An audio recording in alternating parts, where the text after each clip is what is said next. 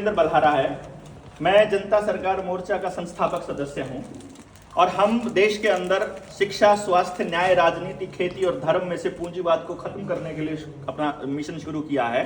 हमारा मेन उद्देश्य जल, जंगल, जमीन, जानवर पर लोकल लोगों का अधिकार दिलवाना है। इसी क्रम में शिक्षा के इस मुहिम को आगे बढ़ाते हुए जब हमें बैंकों की कारगुजारी और उनकी ठगी का पता चला तो हमने आरबीआई से आरटीआई डाल करके, वित्त मंत्रालय से और भारत सरकार से आरटीआई डाल करके सवाल पूछे कि आप जो हमको कर्जे में रुपया दे रहे हो, क्या ये असली है? क्या ये भारत का रुपया है? क्या ये डिजिट है? इनकी परचेजिंग पावर और भारत के रुपए की परचेजिंग पावर बराबर है? यदि ये बराबर नहीं है तो देश के लोगों के साथ ठगी हुई है, उनकी नीलामी रुकनी चाहिए इस ठगी के नाम पर। और यदि ये बराबर है तो आप हमें कृपया लिख करके दे दीजिए। दुर्भाग्य की बात यह है कि पता नहीं किस दबाव में आकर के प्रशासन, एडीसी, एसडीएम, तहसीलदार आदेश जारी कर रहे हैं लोगों की जमीनों की कुर्की के और उनकी नीलामी के। हम आपके जरिए ये संदेश देना चाहते हैं कि जनता सरकार मोर्चा पूरे देश भर में लाखों लोग इकट्ठे हो रहे हैं, किसान की कर्ज मुक्ति का आंदोलन लेकर के चला हुआ है। यदि आप लोगों ने विधि पूर्वक सही से जवाब नहीं दिया तो बड़ा आंदोलन होगा और जितनी सरकारें होंगी सब गिर जाएंगी। मतलब आप इस प्रकार से बता रहे हैं, क्या ऐसा प्रूफ है कि ये भारतीय मुद्रा नहीं है, या जो आरोप लग रहे हैं किस प्रकार से? रुपया भारत की मुद्रा है, नोट भारत का नहीं है, वो आरबीआई का है। तो आरबीआई जिसका होगा वहां से चलता है। आरबीआई कहता है, जब लोकसभा में अरुण जेटली ने 200 टन सोना इंग्लैंड भेजने के बाद 2016 में अपनी बात कही थी, याद हो आपको? अगर 14 में सवाल था कि आपने 200 टन सोना इंग्लैंड क्यों भेजा? जवाब था राज्यसभा में अरुण जेटली का, क्योंकि वो राज्यसभा के मेंबर थे, सुरक्षा कारणों से भेजा। और हमने बैंक ऑफ सेटलमेंट में भेजा, हमने आरटीआई लगाई, वहां भी पता चला कि हमारा सोना बैंक ऑफ सेटलमेंट में जमा हो रहा है। साथ ही साथ ये किताब है जो सबूत है, जिस साक्ष्य जिसकी आप बात कर रहे हो, रुपया मूल्य का मापक या शोषण का साधन। श्री घनश्याम वर्मा जी इसके रिसर्चर हैं, मैं इसका सहलेखक हूं। इस किताब के अंदर हमने हर वो दस्तावेजी प्रमाण लगाया है जो ये साबित करता है, जिसमें भारत के वित्त मंत्रालय ने यह माना है कि हमारे पास वैध रुपए का कोई दस्तावेज उपलब्ध नहीं है।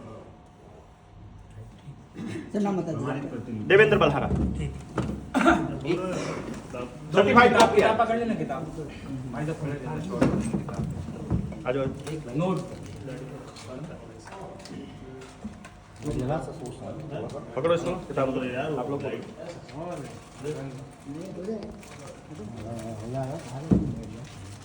कल ले लिया आपने? ले लिया ना? हाँ ठीक है, कोई बात नहीं। मेरा नाम देवेंद्र बल्हारा है। देवेंद्र जी, आपने जो आरोप लगा रहे हैं, किस प्रकार से आरोप लगा रहे हैं कि भारतीय मुद्रा जो है, रुपया हुआ था, मुद्रा है, क्या पूरा मामला है? Short.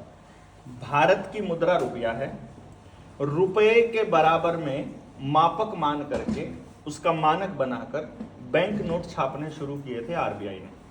Bharat reserve bank of India act बना 1934 में, जिसमें आरबीआई ने यह कहा कि जो देश के अंदर उत्पादन होगा, जितना भी, उस उत्पादन के बराबर का जितना भी गोल्ड होगा वो हम आरबीआई में सुरक्षित रखेंगे और उस गोल्ड के बराबर की कीमत के रुपए के नोट हम सर्कुलेट करेंगे, तो लोगों का सोना चोरी ना हो जाए, इसलिए हम नोट से कारोबार करेंगे।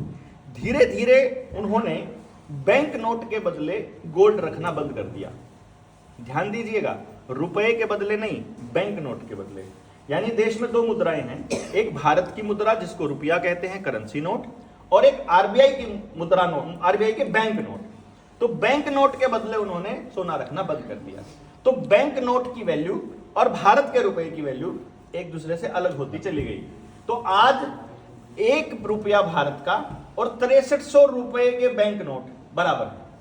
यानी जब आप बैंक में जमा करते हो और निकलवाते हो, इसमें आपके साथ एक ट्रांजैक्शन में 6300 गुना की ठगी होती है। बैंक जब आपको 6,30,000 रुपए का लोन देता है तो उसके बदले आपको 6,30,000 रुपए मिलने चाहिए। 1 रुपया बराबर 777 मिलीग्राम गोल्ड के बराबर।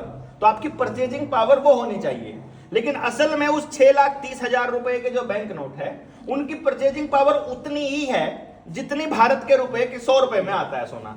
यानी भारत का 100 रुपया और आपके 6,30,000 रुपए बराबर है। तो बैंक लोन से हम ये कहते हैं कि भाई तुमने हमको अगर 63 लाख रुपए का लोन दिया है तो असल में तुमने हमको 63 लाख रुपए के बैंक नोट दिए हैं, जिसकी वैल्यू भारत के 1000 रुपए के बराबर है। लेकिन कहीं ना कहीं हम देखते हैं कि जिस प्रकार से मुद्रा जो अभी चल रही है, जो लोन की है, जो भी पैसा चल रहा है, रुपया चल रहा है, वो रिजर्व बैंक के हिसाब से चल रहा है। तो क्या लगता है कि सरकार का इसमें इंक्लूड है या सरकार से अलग हटके इसमें? देखिए क्या होता है, 5 साल में सरकार बदल जाती है। सरकार में बैठा कोई आदमी रिसर्च नहीं करता। आप जितने लोग बैठे हैं सबको स्कूलों में रट्टा मरवा के इकोनॉमिक्स के नाम पर, अर्थशास्त्र के नाम पर अर्थशास्त्र पढ़ा दिया। कभी किसी को रुपया पढ़ाया आज तक? किसी ने नहीं पढ़ाया। कभी किसी ने रुपए पे रिसर्च करी? कभी नहीं करी। कभी किसी ने किसी सवाल पूछा ही नहीं, सवाल ही गायब कर दिया कि फिएट मनी होती है, अब तो फॉरेन एक्सचेंज पे होता है, अब तो फलाने पे होता है। रुपए के बदले कैसे रख दोगे? बैंक नोट के बदले रख सकते हो, तुम्हारा आरबीआई का रुपया। मैं भारत के रुपए की बात कर रहा हूं, मैं भारत का आदमी भारत के रुपए की बात करूंगा। तो मैं ये कह रहा हूं कि आपके पास जानकारी ही नहीं है। तो जो नेता है सरकार में बैठा, या तो उसको जानकारी नहीं है या फिर उसको ठगी कर रहा है। जैसे इस देश के अंदर अभी एक प्रधानमंत्री बैठा हुआ है, उसने एक गेम खेला देश की जनता के साथ। 8 नवंबर 2016 को वो रात को आया और उसने कहा 8 बजे टीवी पर, और उसने कहा कि कल से आपके जेब में रखे 500 और 1000 के नोट कूड़ा हो जाएंगे और अब ये लीगल टेंडर नहीं रहेंगे।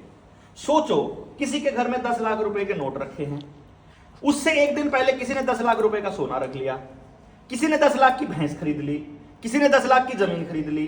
जिसके पास जमीन है, लोहा है, सोना है, चांदी है, या जिसके पास भैंस है या धन है, अनाज है, उसके पास तो सारा का सारा धन है जिस पड़ा है। और जिसके पास जेब में रुपया है, ये कूड़ा हो जाएगा।